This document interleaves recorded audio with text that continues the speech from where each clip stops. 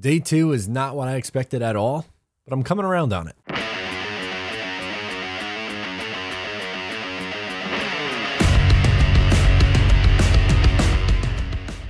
Hey, what's going on? I'm Matt O'Leary back with another video, and today I'll be breaking down the second and third round. Before we get started today, I just wanted to mention that you can follow me on social media at Matt O'Leary NY. If you haven't already, please make sure to check out the Just Jets podcast and, of course, the Patreon, patreon.com/Matt O'Leary NY for bonus New York Jets content. All right, so today really didn't go as anticipated. The Jets had, well, obviously pick number 38. They did not have 35 after the trade yesterday, and they had pick 101. And after a day where they spent on night one, they spent needs at cornerback early. They spent on wide receiver at pick 10, and then they picked edge rusher. My anticipation was that they were going to go linebacker or safety, something like that. Well, that's not what happened at all, but let's get through it. So the Jets decided to move up. For the second time in this draft class, Joe Douglas moved up, and he moved from 38 to 36 with the New York Giants. And the Jets traded pick 146th, which is one of their fifth rounders, which I'm not really, that doesn't bother me. You burn a fifth rounder to move up 2 spots and get the guy you really want. If that's who you want, you do it, especially when you have the number of draft picks that the Jets do.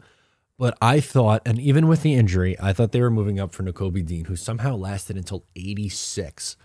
Wild. But the Jets move up to 36 and they take a running back. They take Breece Hall. To me, completely out of left field again. Stunned, shocked, floored, whatever word or adjective you'd like to use is probably appropriate for describing how I was feeling with that pick for the New York Jets. Breece Hall was my running back 1.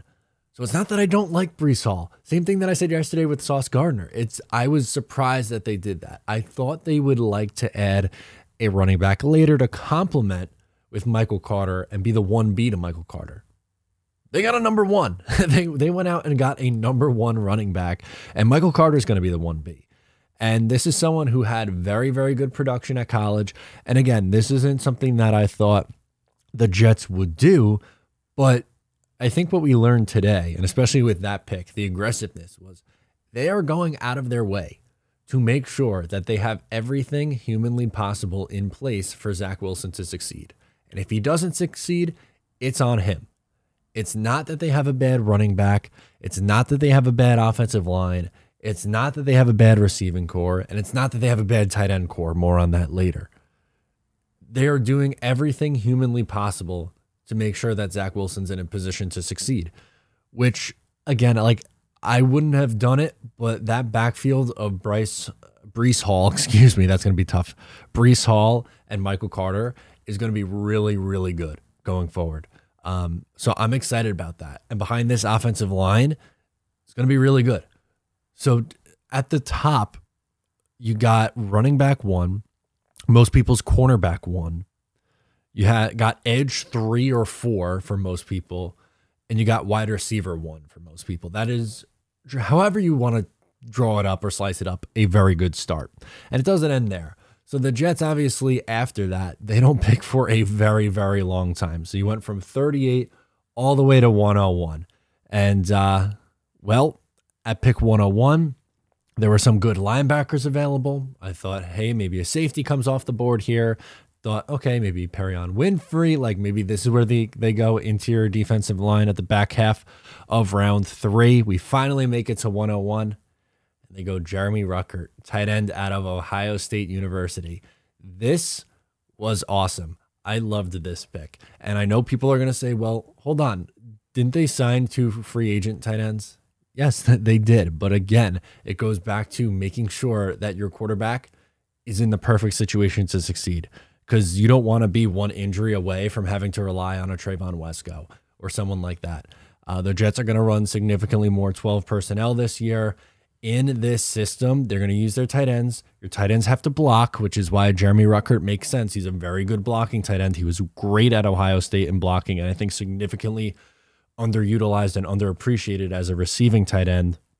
And to add on top of that, he's from Lindenhurst, Long Island. He grew up a Jets fan. This is a dream come true.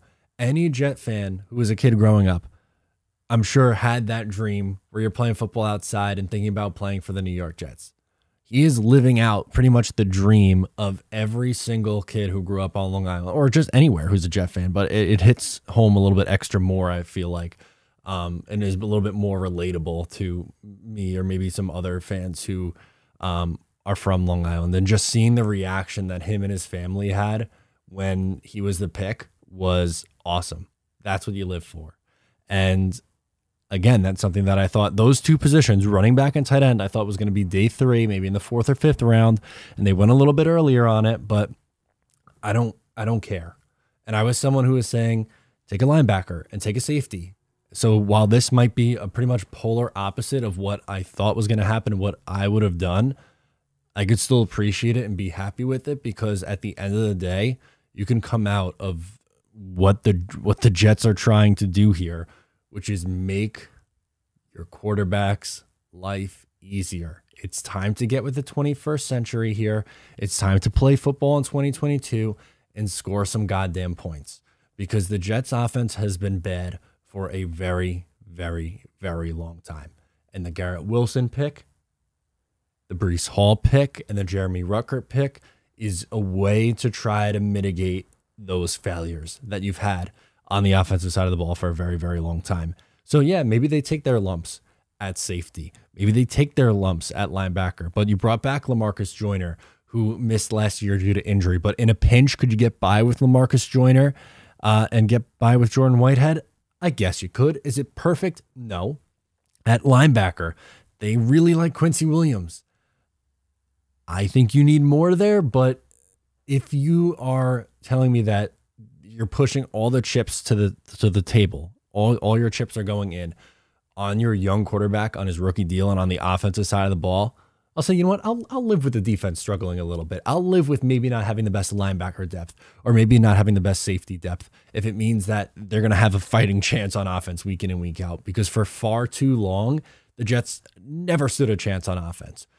I mean, think about the last few quarterbacks that the Jets have really tried out there, the young guys. Mark Sanchez, great offensive line. We know that, and had pretty good skill position guys to start. But then after his first 2 years in the league, they started taking away all his favorite weapons. And we know the wheels fell off after that. With Geno Smith, I wasn't a big Geno Smith guy, but his weapons were terrible. The Idzik and end of Rex era, those were some awful, awful, awful Jets teams. Terrible Jets teams with no skill positions players, like nothing to write home about whatsoever. And then with Sam Darnold, look, we know it didn't work out with Sam, but they had one of the worst offensive lines in football. They didn't have nearly enough at the wide receiver position. They didn't have nearly enough at the running back position. And they haven't had tight ends since Dustin Keller, which is a decade long. So now you have 3 new tight ends, you have a new wide receiver, and you have a new running back. That is going to significantly help Zach Wilson going into his second year. So while, again, it's not exactly what I would have done here, I can't be mad at it. I can't. Do I love the idea value-wise of trading up for a running back that early in the top 40? No, that goes against everything that I believe in, but you know what? I'm not here to be the negative guy tonight. I can't do it, because you see what the Jets are trying to do. They're going to try to run the ball a lot. They're going to play off the play action. They're going to use their tight ends, and they got pieces to do that.